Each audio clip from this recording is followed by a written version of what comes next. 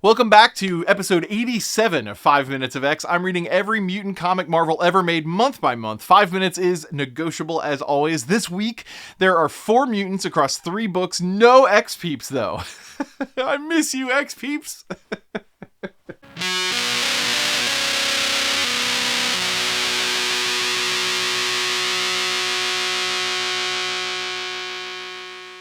So I missed a book in the last episode. Captain America number 130 was released on July 7th, 1970, and contains a Whirlwind sighting. So we must cover that. Stan Lee wrote and edited this one, and Gene Colan drew it. Then on August 11th, 1970, technically we're in August at this point, 2 books dropped. The Avengers number 81 was written by Roy Thomas, drawn by John Buscema. Finally, we get the third part of our newest Magneto story in Fantastic Four number 104. Art this time by John Romita Sr., great artist there, and words by Stan Lee. This Captain America story starts with a fight with Hulk, then moves to him sulking as he rides around on his motorcycle. He encounters some hard-helmeted cops blocking off a town, so he changes and heads in. The cops are beating up some college kids who are trying to break into a dean's office on the campus. He stops the cops helping the kids break into the building, then office, then helps the dean escape. There's an understory here about leadership and the media sowing discord between the youths and adults. That's kind of the plot of this part.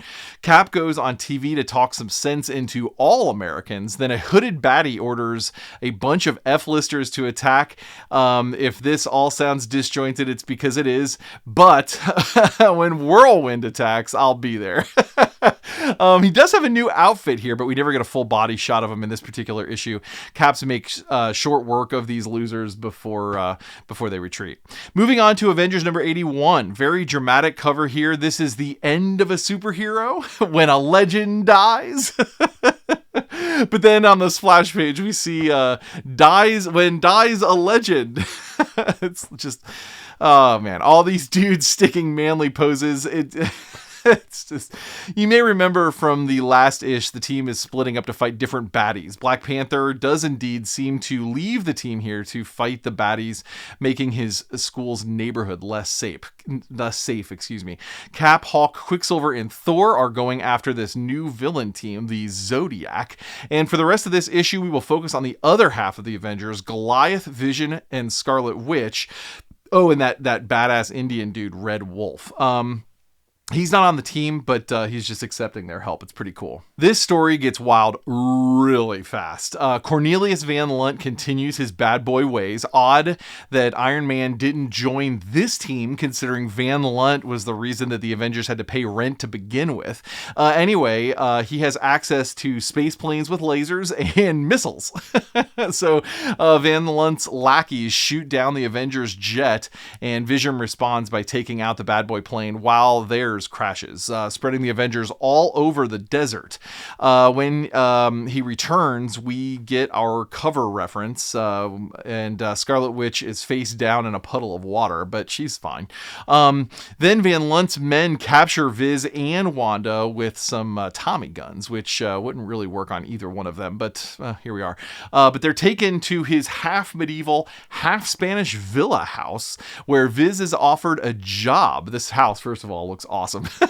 Wanda is threatened as incentive for Vision to fight with the baddies when we cut to Goliath and Red Fox. After the jet crash, they made it to Red Fox's Indian Reserve, where we are told that Van Lunt has continued terrorizing them. Red Fox speaks with his uncle, who doesn't know who Red Fox is at this point, and he tells the story of his father to him, not knowing who he is. Goliath and Red Fox defend the tribe from Van Lunt's goons, and the whole tribe gathers to attack Van Lunt's compound. Vision and Goliath are pitted against each other as Viz refuses to tell Goliath about the captured Wanda. A single whisper could have cleared this all up, but it doesn't matter. Scarlet Witch breaks free of her own restraints and lets loose this powerful hex blast that destroys Van Lunt's helicopter and destroys a nearby dam. This panel on page 18 is awesome. Oh my god, it's awesome. Like, it's just so cool. All right, so Van Lunt is presumed dead, and the Vision dredges the raging water released by the broken dam, finding only the Red Fox's hood. But we soon see Red Fox reverted to his previous self, being welcomed back to his tribe. Great closing panel here with the ex-Red Fox and his uncle walking into the sunset. Red Fox is the legend superhero who dies. It was a fake out on the cover. That's always a fake out on the covers.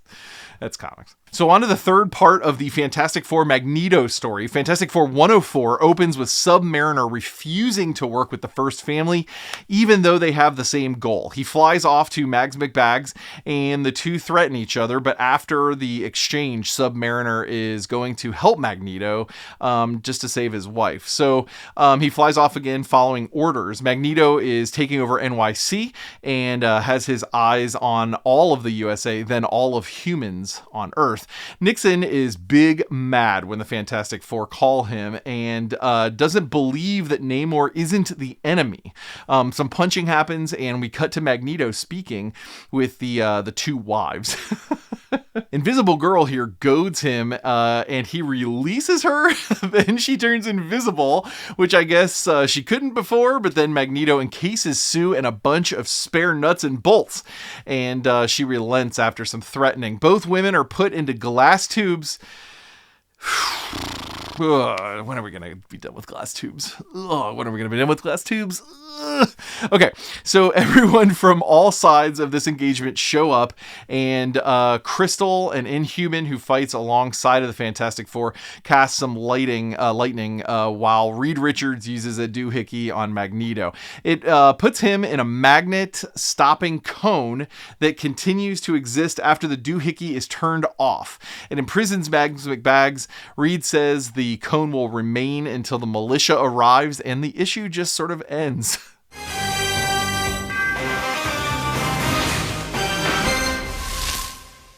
All right, going backwards with these reviews. Fantastic Four 104 ends lame.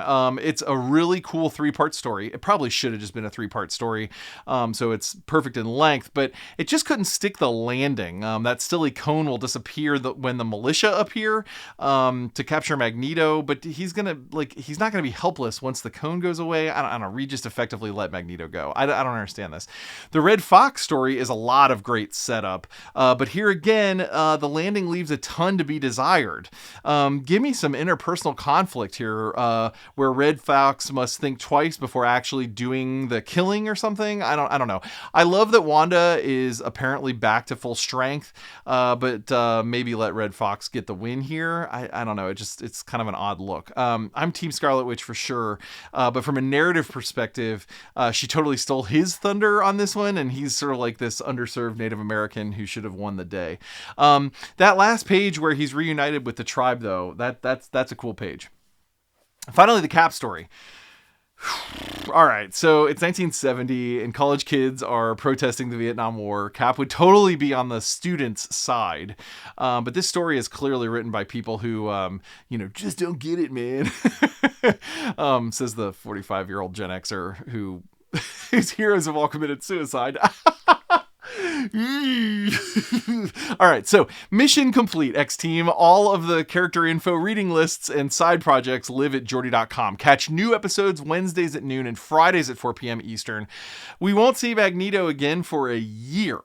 And when he returns, an Amazing Adventures issue that I have not read yet, actually. So I now need to go race through like 40 comics and see what happens.